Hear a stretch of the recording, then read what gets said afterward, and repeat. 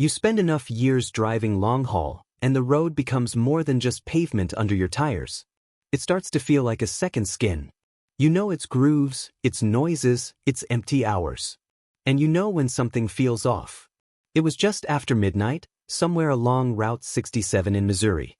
I'd been driving since morning with barely a stop, trying to make up for lost time after a warehouse delay in St. Louis. My usual stop near Cedar Hill had been blocked off for maintenance, big orange barricades, flashing lights, and a bored cop waving everyone along. I should have taken that as a sign. The CB was quiet, road empty. Just me, the hum of my diesel engine, and darkness stretching out like a never-ending hallway. I was exhausted, and I mean dangerously so. Eyes burning, head heavy, seeing little flickers on the road that made me blink twice. I needed to pull over. Somewhere. Anywhere. That's when the GPS lit up and rerouted me. A little gray road icon popped up on the screen, Marrow Creek Rest Area. Never heard of it. I tapped the map. No reviews. No pictures. No gas prices. Just a generic name and a little arrow pointing left. I figured maybe it was one of those older stops, the kind that still had payphones and sold canned coffee. I didn't care.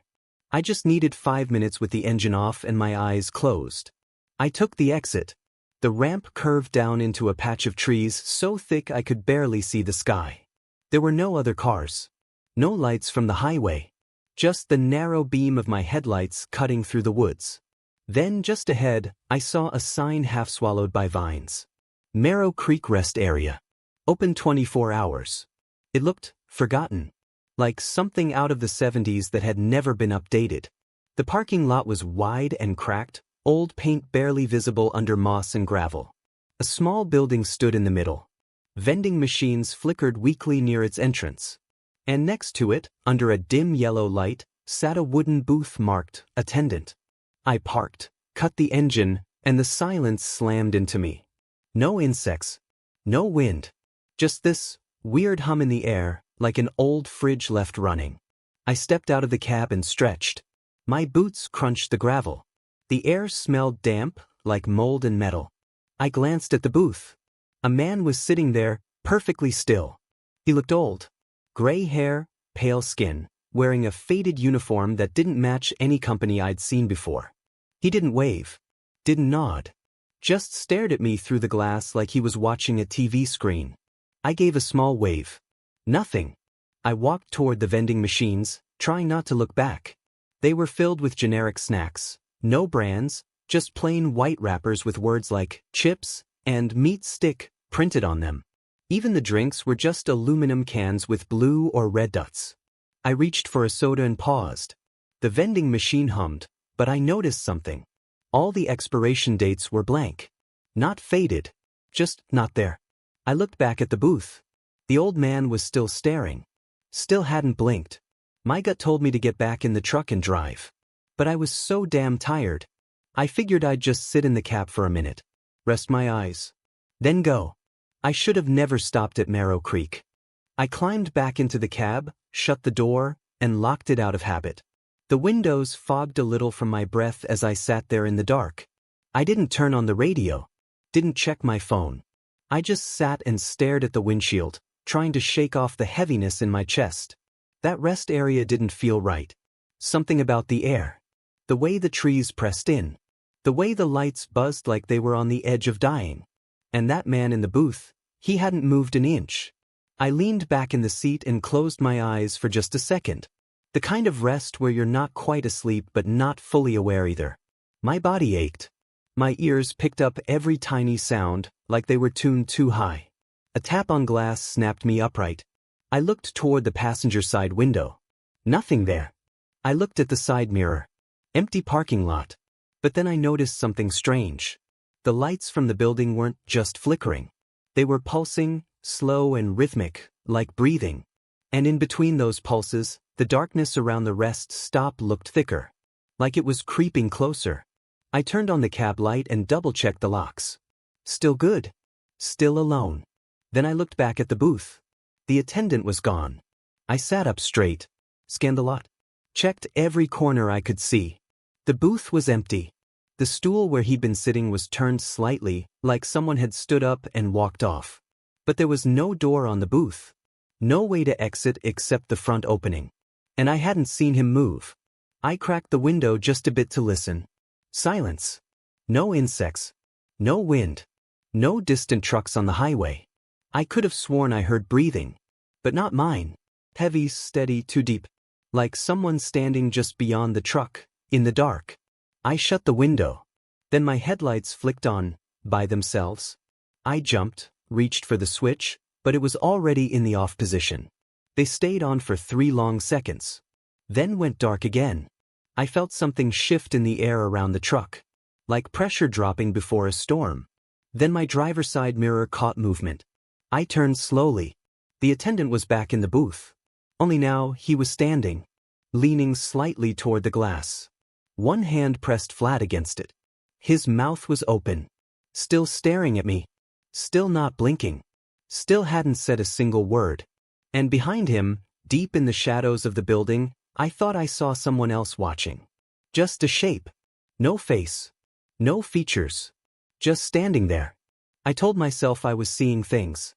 That I was overtired and strung out from too much coffee and not enough sleep. But something in me knew. I was being watched. And I wasn't alone out here. I didn't know how long I sat there, frozen. My hand was still on the keys, my thumb hovering over the ignition like I was waiting for a reason to leave. But I didn't turn it. I just stared across the parking lot. That's when I noticed it. There was another truck. I hadn't seen it before, but it was parked on the far side of the lot, tucked behind a leaning row of pine trees. No lights on. No movement. Just a dark shape sitting in the shadows like it had been there for years. I leaned forward, squinting through the windshield. The truck looked wrong. Not broken, not damaged, just old. The kind of old you don't see on the road anymore. Chrome dulled to a gray fog. Tires half sunk into the gravel like it hadn't moved in months. But the strangest part? The engine was still warm. I didn't even think. I grabbed my flashlight from the dash, slipped out of the cab, and shut the door behind me as quietly as I could. The air outside felt heavier now, colder than it had any right to be in the middle of spring. Each step I took across that cracked lot echoed too loudly in my ears. As I got closer, I noticed something else. The driver's side door on the other truck was cracked open, just barely. No sign of anyone around. I climbed up on the side rail and peeked inside. Empty. No bags, no food wrappers, not even a logbook. Just a cold, dead cab. Like whoever had been here left in a hurry. Or never left at all. But then I saw something on the dash. Something that didn't belong. A photograph. I picked it up. It was me. Me as a kid, maybe 7 or 8, sitting in the grass in front of a house I didn't recognize. My hair was longer, cheeks puffier, but it was definitely me. In the photo, I was smiling, sitting beside a woman with long red hair who had her arm around me. My mom. My mom died when I was 4. And I've never seen that picture in my life. I stepped back from the cab so fast I nearly fell off the rail. My flashlight beam wobbled as I caught myself, and for just a second, I thought I saw something move in the back of the sleeper compartment. I held my breath. Nothing. Just that low, humming silence and the feeling that someone, or something, was behind that curtain. I wasn't going to check. I wasn't that stupid. I dropped the photo on the seat and backed away from the truck. As I turned to go, I noticed a single set of footprints in the gravel behind me, leading away from my truck. Not toward the building. Not toward the other semi. But into the trees. And they were fresh. I bolted back to my rig, practically leaping into the cab. My heart was hammering against my ribs like it wanted out. I slammed the door shut and locked it, all while scanning the lot for movement. Nothing. Just those trees, still and silent, swallowing the edge of the parking lot like a mouth waiting to close. The photo. The old man. The footprints. It didn't make any sense. I turned the key. The engine sputtered once, then died. Tried again. Nothing. Third time, I held the key longer. A slow crank, and then silence. Not even the usual clicking. It was like the battery was just gone. Out of nowhere, I let out a nervous laugh, Like maybe this was just bad luck stacked on bad luck. Then the CB came to life. Not a broadcast. Not a trucker's voice. Just static. Followed by a high-pitched tone, like the test pattern from an old TV. Then silence again. Then, my name. Jack. It was a whisper, cracked and slow, like someone trying to speak through broken glass. My hand hovered over the CB unit. Another whisper. You shouldn't be here. I stared at the speaker, frozen. Drive west. Drive west now. The voice cut off. Static returned. Then silence. I reached down, yanked the power cord from the CB. The screen went dark. A second later, the screen turned back on. I hadn't plugged it back in. But it was glowing. A single line of text blinked across it. Drive west. I shut it off again, physically pulled the whole unit off the dash and threw it into the passenger seat. I sat there, not moving, barely breathing. Then I heard something. A soft, scraping sound. From behind the cab. At first I thought it was wind. A branch maybe. But it kept going, slow, deliberate. Like nails dragging across the metal. I grabbed my flashlight again and pressed my face to the rear window. Nothing. Then I angled the beam down. Toward the ground. And I saw boots. Just the toes. Peeking out from the narrow space between the cab and the trailer. Standing still. Facing me. I didn't move. Just stared. Whoever it was didn't move either. Then, slowly, the boots stepped backward and disappeared into the shadows behind the trailer. Gone. I turned around fast, ready to start the engine again, but the key wouldn't even click this time. Everything was dead. Lights. Power. Even my phone had shut off completely. I felt trapped. Boxed in. Then the fog started rolling in, thick, low, creeping across the lot like spilled milk. It came in slow waves, swallowing the base of the booth, then the vending machines, then the nose of the other truck. And all the while, I sat there with no power, no help, and no idea what the hell was happening. I looked at the GPS one more time. The screen was flickering. Then it showed something new. Marrow Creek, 1 mile ahead. But I hadn't moved. I hadn't driven an inch. And now, somehow, I was still approaching it. The GPS pulsed again. Marrow Creek, 0.8 miles. I stared at the screen, not believing what I was seeing. I hadn't shifted into gear. Hadn't touched the gas. My truck was dead. Completely still. Yet somehow I was getting closer. Outside, the fog thickened to the point where I couldn't see the booth anymore. I flicked my flashlight out the window, just a wall of white mist pressing in on every side. The air smelled like wet rust and engine oil gone sour. 0.5 miles. My stomach flipped. I threw the door open and jumped out, boots landing hard on the gravel. The air outside was worse, heavier, like it didn't want to be breathed. I ran toward the road, hoping to get out of the lot, thinking maybe if I could just reach the highway, I'd find a signal, a car, something. But the more I ran, the more I realized. I wasn't getting anywhere. The fog followed. The lot didn't shrink behind me. The booth was still visible through the haze. No matter how far I ran, it was always there, just a few yards behind me like I hadn't moved at all. I turned in circles, flashlight beam cutting across endless fog, cracked pavement, and looming pine trees. Then I heard it again. The voice. Jack. It came from the trees this time. So gentle. Like someone trying to calm a child. I aimed my light at the forest's edge. Someone stood there. A woman. She was barefoot, wearing an old denim dress, skin pale and wet like she'd just stepped out of a river. Her red hair hung down to her shoulders in matted strands. I knew that hair. I had only ever seen it in photographs. But it couldn't be. She died in a car crash when I was 4. I remembered the funeral. The closed casket. My dad sobbing against the hood of her car. But now she was standing in front of me, arms open, smiling like she'd been waiting for me all this time. Come with me, sweetheart. Her voice was warm, almost hypnotic. I took one step forward. Then stopped. Because something was wrong. Her feet weren't touching the ground. Not fully. They hovered just above the surface. Toes twitching, like they were searching for grip but couldn't find it. And her smile? It didn't reach her eyes. Her eyes were like Not in shadow. Not dark. But like oil. Endless and thick. Don't be scared.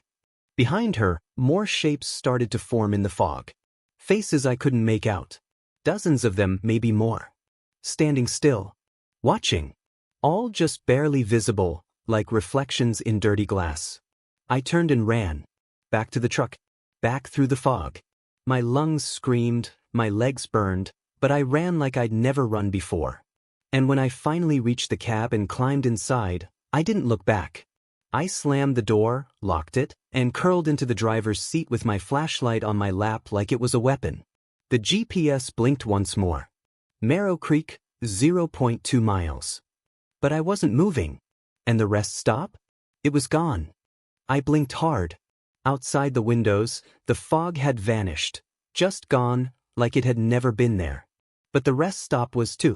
The booth. The building. The vending machines. Everything. Now I was parked on the shoulder of a narrow 2-lane road with no lights, no signs, and no sound. The highway was gone. No traffic. No markers. Just endless blacktops stretching into the dark, surrounded by woods so thick they looked like a wall. The engine was still dead. The power's still out. But the GPS glowed steady.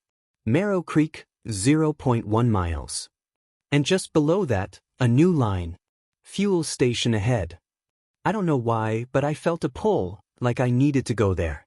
Not out of curiosity. It felt more like instinct, like my body was on autopilot and it was already making the decision for me. I climbed down from the cab and stepped into the cold night. The air had changed again. Too still, too clean. Even the forest smelled different, like ash and rain and old wood. I walked along the shoulder, flashlight beam flickering slightly now, like the batteries were giving up. My boots crunched on loose gravel, the only sound for miles. Then I saw it. A sign. It was barely lit, flickering with a dying yellow glow. Creek's Corner Fuel, open 24 hours. It stood above an old gas station, the kind you don't see anymore. 2 pumps under a metal awning. A small building with barred windows and faded posters in the glass. No cars. No people. But the lights were on. A warm amber glow spilled out from inside, casting shadows across the cracked pavement. I approached slowly, scanning every inch. The pumps looked ancient.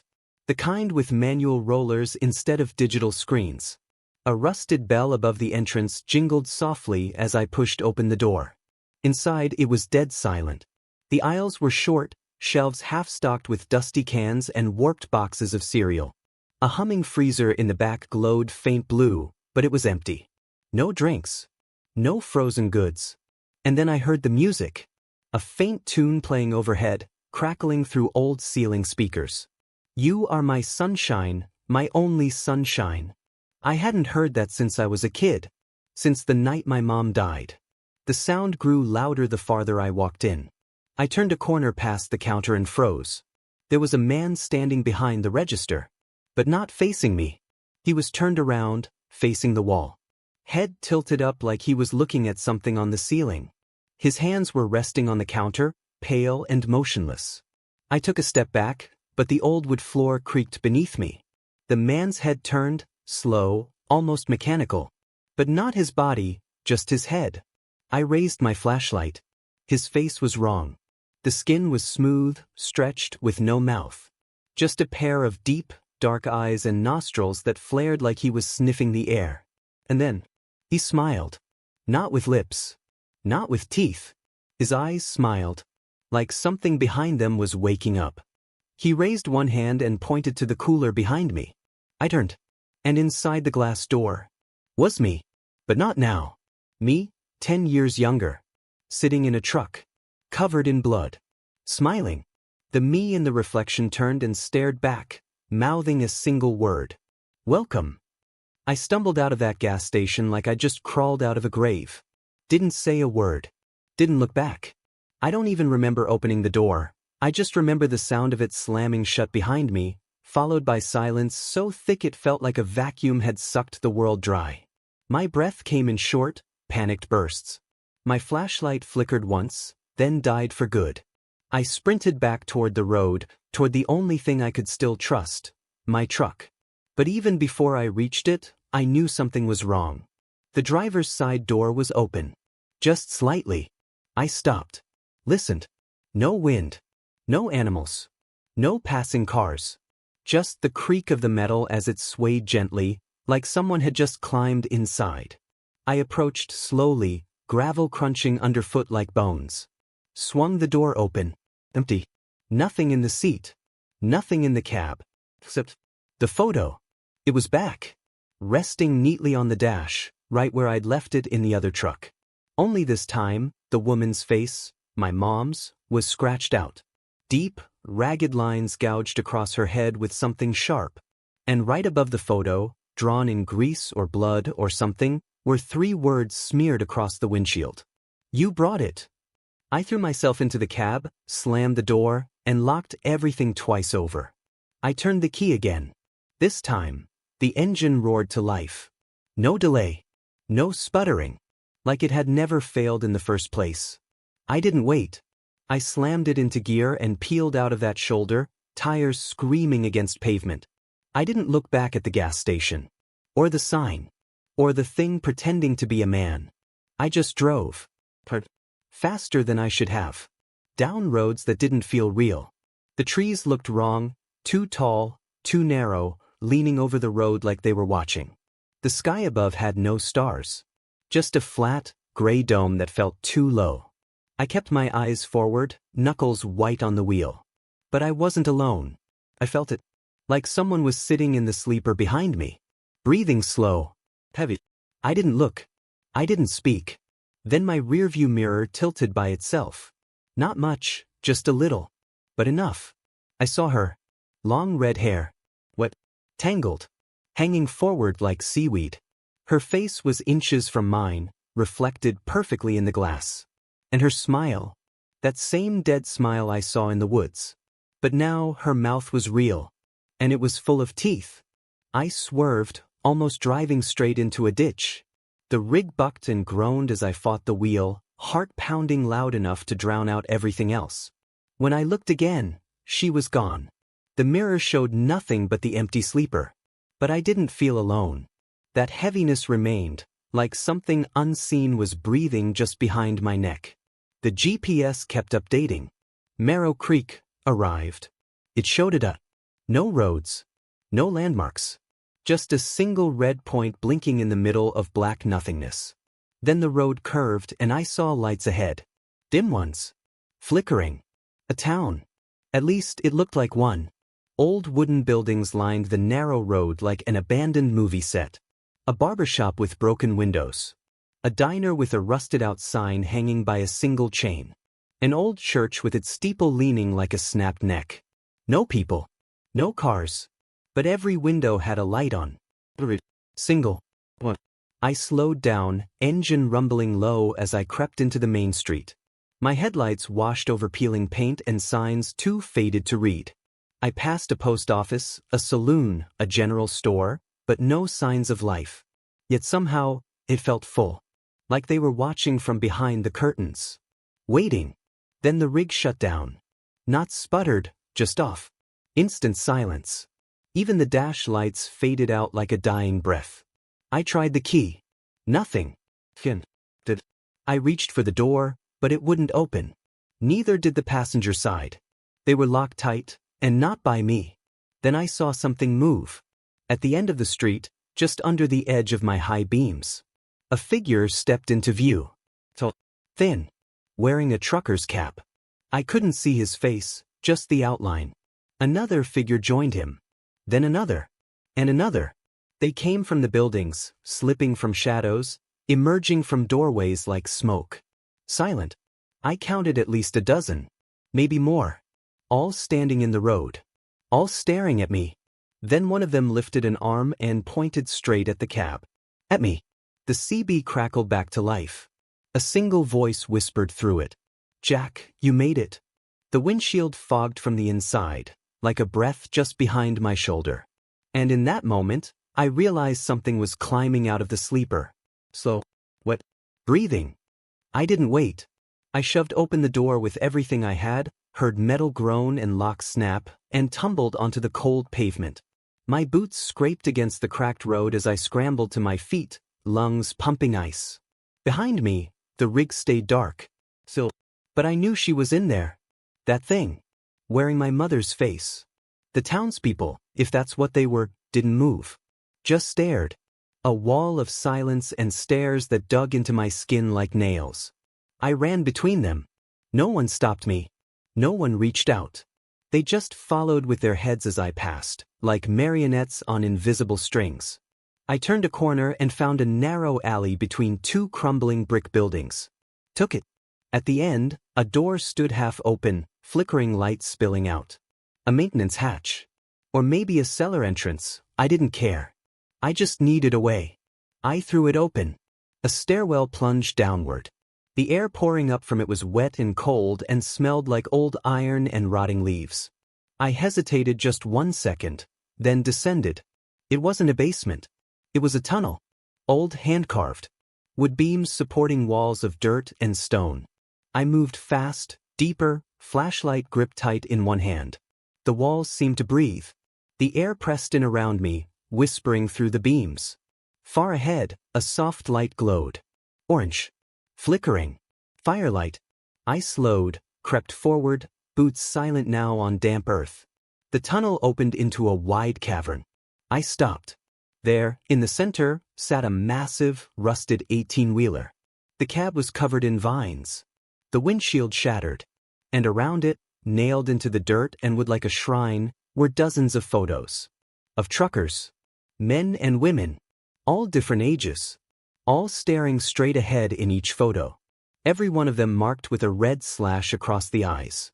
And in the center, my photo. Me behind the wheel. And someone had written under it in grease. Next. I turned, ready to bolt. But the entrance was gone. Not blocked. Gone. Only dirt wall behind me, like the tunnel had never been there. And then, the engine of that old rig coughed. Twice. Then rumbled to life. Its headlights flared on, casting twin beams across the cavern, and revealing something in the cab. Someone sitting behind the wheel.